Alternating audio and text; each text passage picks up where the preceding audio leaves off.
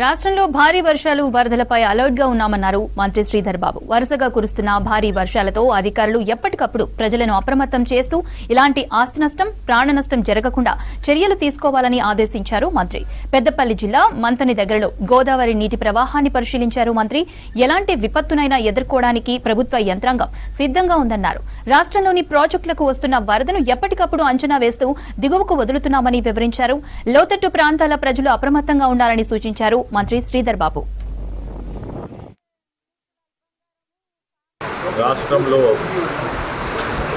గత 3-4 రోజుల నుంచి పడతా ఉన్న భారీ వర్షాలు, వరద ప్రమాద గంటలు సంబంధించి ఈరోజు ప్రత్యేకించి ఇక రాబోయే 2 రోజుల్లో కూడా భారీ వర్షాల వాతావరణ సూచన ఉన్న మేరకు లోతట్టు ప్రాంతాల్లో ఉంటున్న గోదావరి పరిహారిక ప్రాంతాలకు సంబంధించిన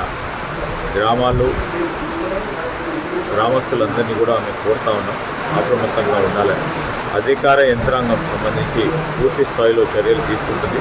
తగు విధమైన సమాచారంలో ఈరోజు మహారాష్ట్రలో పడతా ఉన్న వర్షాలు, మన ప్రాజెక్టులో ఉన్న నీటి నిల్వ అన్నిటిని కూడా దృష్టిలో పెట్టుకొని, మన ప్రాంతంలో వర్షాలను కూడా దృష్టిలో పెట్టుకొని ఎంత నీరు ఇన్ఫ్లో వస్తుంది, అవుట్ఫ్లో ఏ విధంగా పంపించే క్రమంలో మొత్తం యావత్ ఇరిగేషన్ శాఖకు సంబంధించిన అధికారులందరూ కూడా క్షేత్రస్థాయిలో ఉండి ఎప్పటికప్పుడు అటు శ్రీరామ్ సాగర్ సంబంధించి ఇటువైపున్న పెనుగంగా, వేన్గంగా నుంచి వచ్చి కాళేశ్వరంలో కలిసేది కానీ కింది దాకా భద్రాచలం వరకు కూడా మరొక ప్రణాళికను సిద్ధం చేసుకొని నీటిని వదులుతూ ఉన్నాం.